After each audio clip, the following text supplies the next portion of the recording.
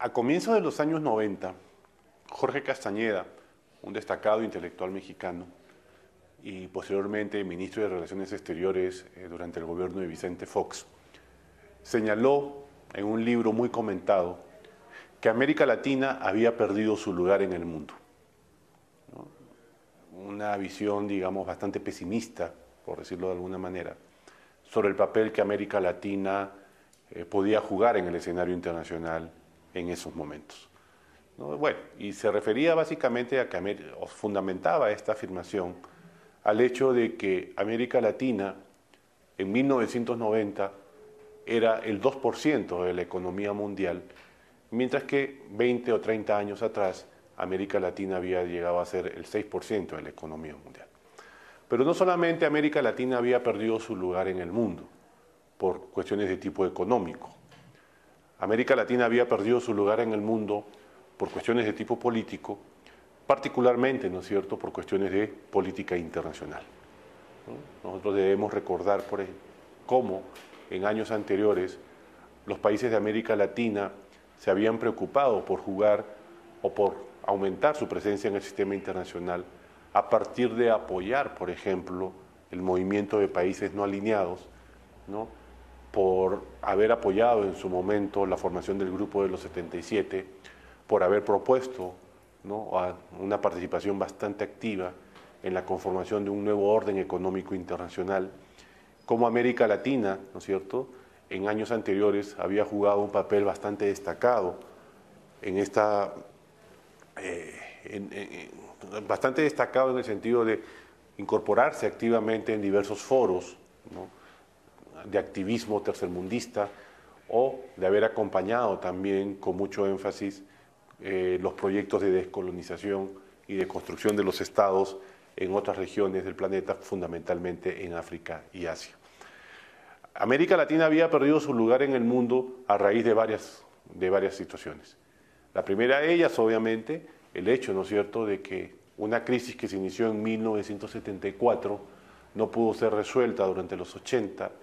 lo cual llevó pues a que la región viviera una situación pocas veces vista en su historia. Pero había perdido su lugar en el mundo porque la política internacional era prácticamente irrelevante, se asumía, ¿no es cierto?, el rol de liderazgo de los Estados Unidos, o se asumió un rol de liderazgo por parte de los Estados Unidos ante el derrumbe de la Unión Soviética, ante el hecho, ¿no es cierto?, de que la amenaza comunista en la región hubiera desaparecido, y de que alguien como Cuba viviera, ¿no es cierto?, una situación tan difícil como la que le tocó vivir durante esos años. Producto de estas circunstancias es de que hacia el año de 1994 se convoca la cumbre de las Américas, la primera cumbre de las Américas, que se realizó en la ciudad de Miami, en Estados Unidos, y a la cual asistieron todos los países de la región, y en donde se propuso, ¿no es cierto?, de manera multilateral, pero claro, teniendo en cuenta el liderazgo de los Estados Unidos, se propuso la creación de un área de libre comercio para las Américas, un proceso de integración que se fundamentaba sobre todo en aspectos de tipo económico-comercial, que desconocía otros hechos como podía ser la integración política, la integración cultural o la integración social. Pero al comenzar el siglo XXI, yo creo de que en América Latina o desde América Latina se comienzan a proponer cosas. Se comienzan a proponer cosas que van a cuestionar el rol que América Latina desempeñó en la década inmediatamente anterior. Y ese cambio en las propuestas para el sistema, ese cambio y la presencia de propuestas bastante novedosas para el sistema internacional tienen que ver, y no lo podemos desvincular, de los cambios políticos que se comienzan a vivir en la región en esos años, ¿no? Pues hemos mencionado ya cómo Hugo Chávez y la puesta en marcha de la Revolución Bolivariana en 1999 asume un rol de liderazgo en el sentido antiimperialista de la palabra, que es fundamentalmente un discurso antinorteamericano. Pero no es solamente, ¿no es cierto?, la idea de profundizar en un discurso que para muchos ya resultaba anacrónico. Estamos hablando de cómo, por ejemplo, desde Venezuela se comienza a proponer también la necesidad de avanzar en la integración, la necesidad, ¿no es cierto?, de establecer vínculos más fuertes entre los países de la región con el objetivo, pues, ¿no?, de crear una alternativa política desde la región para el mundo. En ese sentido, ¿no?, si bien es cierto la propuesta de Hugo Chávez fue pionera, no debemos desconocer cómo, y también desde sus particulares intereses, diversos países comienzan a afrontar o comienzan a diseñar una propuesta de política internacional algo diferente. En primer lugar, no podemos desconocer el rol de liderazgo que Brasil asume ya en el siglo XXI, en lo que va corrido del nuevo siglo, ¿no? Brasil tiene intereses a escala global. Brasil tiene, digamos, responsabilidades que asumir en el sistema internacional contemporáneo. Y es por eso y que producto de una larga trayectoria en el diseño, producto, ¿no es cierto?, de una fuerte voluntad por asumir un rol de liderazgo en el sistema internacional, es que Brasil comienza a alentar un proceso de integración que traspase lo meramente económico y que lleve, ¿no es cierto?, a que América Latina, actuando en bloque, pueda presentarse en mejores condiciones en el sistema internacional. Brasil asume ese rol de liderazgo, sobre todo para Sudamérica, teniendo en cuenta, ¿no?, la continuidad de la política exterior brasileña, que al igual, ¿no es cierto?, que su modelo de desarrollo económico se inició hace varios años. Y para eso, por ejemplo, fue fundamental el poder posicionarse como potencia a escala regional, involucrando a los países vecinos dentro de esa estrategia. Hay que recordar que Brasil es el único país de Sudamérica que tiene frontera con todos los países de Sudamérica menos menos Ecuador, perdón. Y en ese sentido, por ejemplo, para Brasil fue fundamental diseñar un esquema de integración a partir, ¿no es cierto?, de involucrar a los países vecinos, por ejemplo, en el control de la Amazonía. Un proyecto o proyectos como el CIBAN y el CIPAN, Sistema de Vigilancia de la Amazonía o Sistema de la Protección de la Amazonía, resultan, ¿no es cierto?, particularmente importantes para entender cómo Brasil, a partir de un problema que pueda resultar general para todos los países de la región, logra involucrar a los países, no a todos,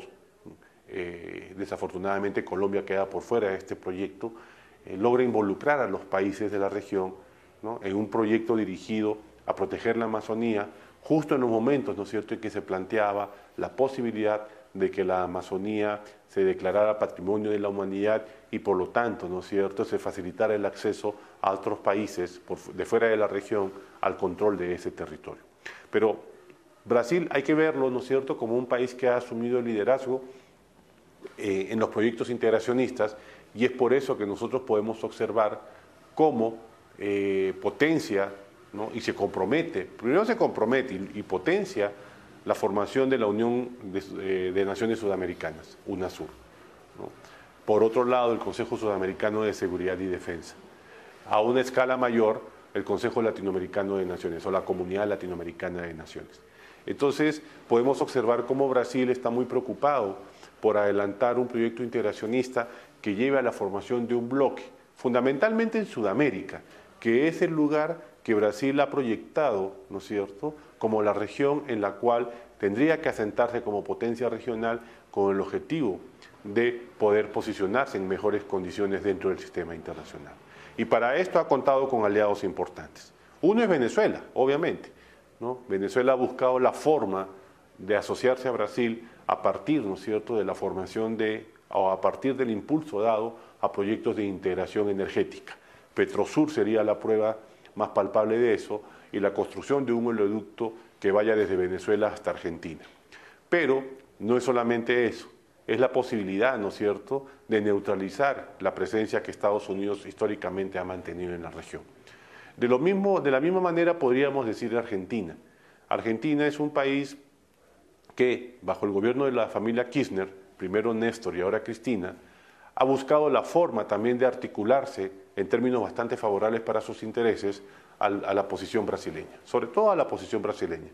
¿no? Yo creo de que ahí, por ejemplo, esas históricas diferencias que se dieron entre Argentina y Brasil han sido superadas y ellos actúan de manera conjunta porque constatan cómo, actuando de esa forma, se les posibilita el acceso al sistema internacional en mejores condiciones. Y claro, teniendo a Argentina y Brasil actuando de manera unificada en aspectos importantes de política internacional, los países vecinos pues adoptan también una política bastante cercana a los intereses de estos dos países. Obviamente Paraguay, Uruguay, Bolivia quedan articulados, ¿no?, a la hegemonía brasileña y al rol de subsidiario, de país subsidiario o país aliado estratégico, Argentina. Obviamente las magnitudes, pues las diferencias en población, territorio, recursos, llevan, ¿no es cierto?, a que estos países que he mencionado puedan asumir o puedan constituirse en soportes también importantes para Argentina y Brasil. Teniendo en cuenta, ¿no es cierto?, por ejemplo, Bolivia, que es un país que forma parte de la comunidad andina, es aliado o socio de Mercosur y en donde encontramos que los principales mercados para el petróleo y el gas boliviano son los mercados argentino y el mercado brasileño. En ese sentido, uno puede observar cómo hoy día, y teniendo el liderazgo de Brasil, es posible, ¿no es cierto?, presenciar una búsqueda de inserción en el sistema internacional en términos distintos, ¿no?, y de cómo América Latina ha pasado de ser un lugar del mundo, que perdió su lugar en el mundo, ha pasado de ser, como dice Michael Reid en ese texto que ustedes tienen que revisar, un continente olvidado, a ser una región muy activa y que concentra la atención del planeta y de distintos actores, ¿no es cierto?, a escala global, porque constatan cómo América Latina hoy día tiene cosas que ofrecer. Y esas cosas que ofrecer pasan por la integración. Claro está que la integración como tal ha tenido serias dificultades, sobre todo por la actitud de dos países que, apostando por una integración en UNASUR o en la Comunidad Sudamericana de Naciones, también le apuestan a un tipo de bilateralismo que pues, podría resultar perjudicial para los proyectos de integración, ¿no? Por ejemplo, en ese caso se destacan Colombia y Perú, países que le han apostado más a una inserción bilateral en el sistema internacional, ¿no?, vía el fortalecimiento de las relaciones económicas y comerciales con regiones del mundo, que en el caso de Colombia tiende a agravarse por el excesivo bilateralismo que ha caracterizado su política exterior, ¿no? O sea, recordemos que Colombia, por ejemplo, ha sido el país que mayores reticencias presentó para integrarse a estos mecanismos de protección de la Amazonía, porque pues obviamente sus compromisos de seguridad estaban más en función, ¿no?, de los principios que Estados Unidos ha manejado y con los cuales se ha organizado la política de seguridad en América Latina, sobre todo pues en la parte andina de Sudamérica.